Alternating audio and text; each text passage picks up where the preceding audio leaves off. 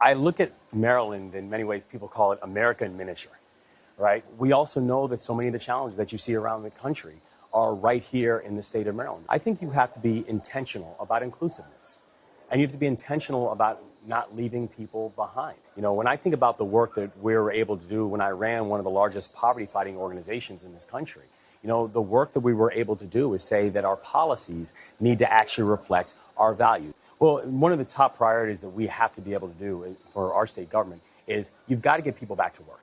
So we've got to focus on job retraining and job reskilling and get people back to work now. It also means that we've got to be able to do things like increase wages. These are my dog tags that I got when I was 17 years old. I proudly defended this country in uniform. I proudly defended this country overseas with the 82nd Airborne Division. I also know that being able to focus on public safety and keeping people safe, there is no party that has that market cornered, and definitely not the Republican Party. The strategy that we have is just fundamentally going back to the idea that everybody has a right to feel safe in their own communities. That's all communities are asking for, and that's not a Republican issue nor a Democratic issue. And I'm very clear, you know, I don't have an opponent in November. This is a threat. This is someone who asked for Mike Pence to be hung, current governor, who's a Republican. When asked, would you support my opponent?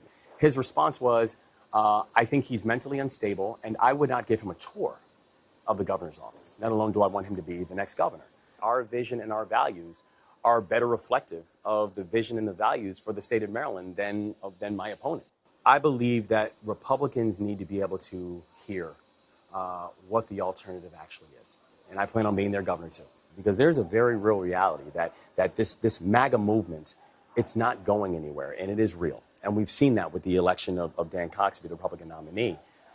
The way I'm going to combat it is we're going to every neighborhood, and we're going to every community. And I'm going to ask them for their vote. I'm going to ask them for their support. I'm going to share our vision and our values, because I believe if we do that, we're not just going to win this election. We're going to win this decade. I'm running against an opponent who, the day after the Supreme Court robbed millions of women of health care, his response was to praise Donald Trump and praise the Supreme Court, and then said he would double down by essentially criminalizing all abortions, even in the case of incest and rape. That's my opponent in November. And I think that people in Maryland also understand that this issue is something that I take very seriously and very personally. You know, it's the reason that back in the fall, I called for us to make sure that Maryland is a safe haven for abortion rights. And even when people said, well, that's not an issue, why are you bringing it up? I said, nothing's an issue until it is an issue. Progress is not guaranteed. We've got to fight. Every day we have to fight for what makes this country so beautiful and so important, and what makes it worth fighting for. Time alone and duration does not make progress. It's hard work, it's determination, and it's being assertive about what our values are and standing up for our values. That's what makes progress.